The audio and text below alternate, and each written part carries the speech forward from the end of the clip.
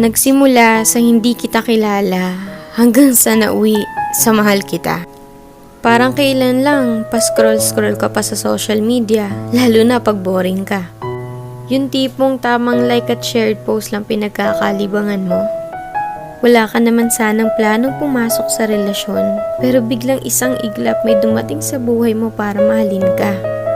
At sa hindi inaasahan, nahuhulog ka na rin sa kanya. Hanggang isang araw, yung akala mo magiging mag-isa, pero hindi pala, kasi may taong tatanggap sa'yo ng buo. Ang sarap nga naman magmahal pag mas mahal ka. Ang sarap makontento pag mas kontento sa'yo. Hahanap ka pa ba ng iba kung sobra-sobra na siya? Kaya nga sana wala na lang niloloko para wala na lang nasasaktan. Sana mapadpad kayo sa taong kayang pakalmahin puso nyo at hindi kayo bitawan sa mga panahong magulo na. Kasi sa totoo lang, iba yung saya pag nasa tamang tao ka na.